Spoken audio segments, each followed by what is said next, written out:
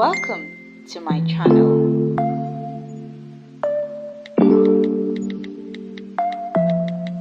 It's another week, another day to be elevated.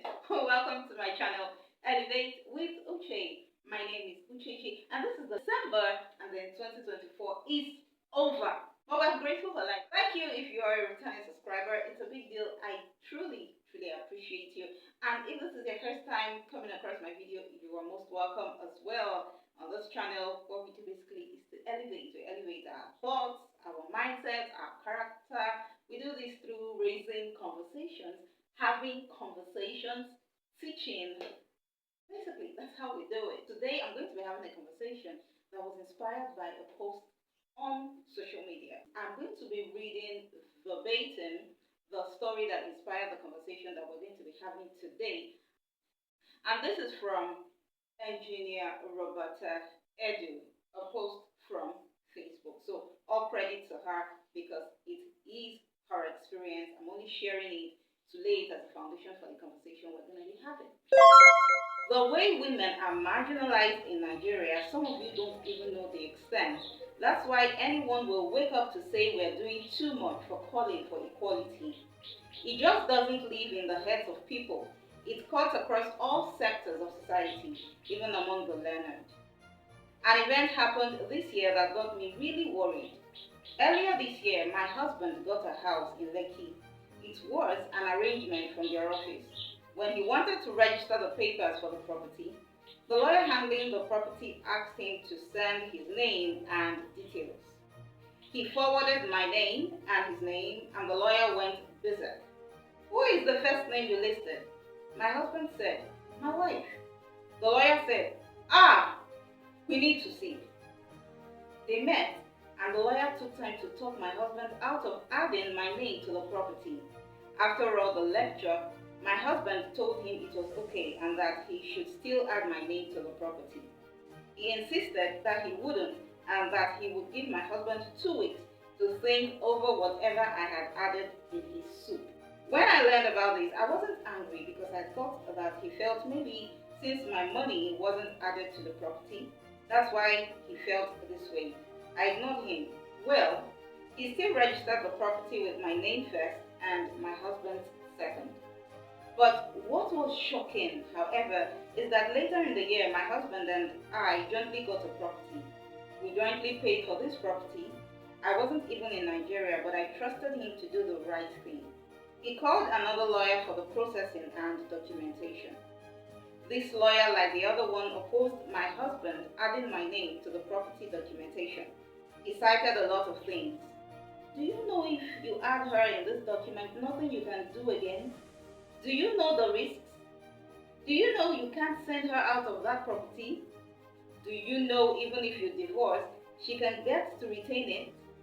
My husband was surprised that these lawyers, who are supposed to be on the side of justice, were sounding this way. So my husband told him, you didn't even ask if the property is paid for with my money or my money alone. But you insist that I must remove her name. She is contributing more to the purchase. The lawyer said, even though she's contributing, you can still put your name. We are trying to protect you. Don't add her name, especially since she isn't involved in this documentation process. Just tell her whatever belongs to you belongs to her. No need for alarm. Again, this new lawyer delayed our documentation process until my husband practically got angry and insisted he make the registration happen. It pains me that I was not in Nigeria. That particular one would have collected. It was at that point I realized why many women who buy property while married are always cheated. It is why most women will marry a man for 30 years and be chased out with nylon. The entire country is against women, even from the Senate. It was a shame. I was speaking to a Kenyan in the US and he said to me, Kenya is no longer fighting for equal representation for women in the upper chambers. We've long achieved that a long time ago. We are now fighting for the representation of the disabled. It was a shock to me. Whereas in Nigeria, a supposed learned lawyer feels a woman who contributed a higher quota to a property doesn't deserve to be listed as the owner, and women make less than 5% of the upper chambers. If you're married, and your husband has purchased properties while you guys were married, you better check the documents. You deserve to be listed as co-owner even if you are at home taking care of children. That's your quota. So you deserve to share in his properties. If you're sacrificing your career to raise the children, any man who has an issue listing you as co-owner is plotting evil. And if you're contributing to the cost of building that house, make sure your names are written in capital letters. You're not begging him to. You should be commanding it. And when you hear conversations that has to do with gender equality, a lot of people, even the female folks, don't get it. Now, this is a situation where the husband and the wife decided to get a property, and the lawyer, a supposed professional, took it upon themselves to counsel this man not to do so because you won't be able to chase her out of the property. The mentality of a male lawyer is to advise his male clients not to include the name of his wife because somehow it makes them be apart. It brings equality and he won't have anything with which to be domineering. And it's been the experiences of a lot of women. In ignorance, they work hard, but the husband, you go to some of these shops where women are working as salespersons in their husbands' shops. You see some of those women in provision stores. You see some of those women just reporting at their spouse's shops every day, not being paid like a worker while she's working. The men say it as after she's my wife, she's not doing anything, she's helping me. But if anything goes south tomorrow, she leaves with nothing, irrespective of all of her years of hard work. And I like what Engineer Roberta said. She said, even if you're not providing cash, if you have to sacrifice your career as a woman, that's you contributing your own quota to the success of your family. If you want to quantify that and put it in monetary value, I don't think a lot of men will be able to pay for it. That you have to sacrifice, you have to stay back and say, okay, my career takes the backstage, and I have children, and I need my children to be well catered for and to. So you have a right to have your name in the document. It becomes a different ballgame if, as a couple, both of you have said, okay, as far as landed property is concerned, I will buy mine and have my name alone. You will buy yours and have your name alone. Or I'll buy mine for myself and have my name alone. And I'll buy one for you and you will have your name alone on it. If a couple has that agreement, it's different. But as a couple, why can't you have the full name? And I also discovered during the course of the conversations that followed after this post that Mr. and Mrs., the man's name, is not your name being included. If your name is to be included as a woman, then you should have Mr. his name, his government name, his official name. And this land belongs to or was purchased by Mr. whatever his government name is and Mrs. whatever your government name is.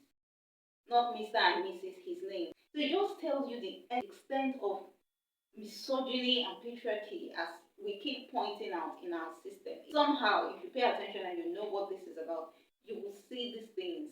You'll see variations of this kind of thing rearing its head in different places and different sectors of our country. This is especially for women who need to know better. But imagine that the average man believes in gender equality, believes that my wife and I can own a property together, and even if anything happens tomorrow, we'll find a way around it. We could sell the property and split whatever it is we get, the proceeds from it. Just a mindset and a system where equality is the order of the day. Imagine what will happen and how it's going to speed up or accelerate this fight for equality. Imagine that this man wasn't a very open-minded and who loves his wife, obviously. Imagine he's a man that can be easily swayed. It is also along this line. I have heard men say, they hear so and so who is in Canada or America say, when you're coming, don't come with your wife because they come here and they become white. Because the rights of women in those societies are protected. So you get there, it's like, oh, I've been in darkness. Nigeria has made me live in darkness as a woman. Now I've seen the light. And you want to enforce this knowledge that you have as a result of being enlightened. This story I read happened in 2024. So that tells you that there's a long way. Not everyone will see the need for what we're talking about. But for you who does, please preach the message, enlighten as much as you can. For a lot of people, the woman is just the means to an end. It's not love. Like, I need to get married. I need to tick that box. I'm of age. I need to get married. I need to have children. So you bring in the woman to be the tool, not to partner with her, not to make her life a lot better because she's in your life. Well, that's all I'll be talking about today on Elevate with Uche. Thank you so much for stuck with me till this point. Please subscribe, please like, please share, comment, share your thoughts about this, and let's carry on with the conversation in the comment section. And thank you so much for watching my video and staying this far. See you in my next one. Bye.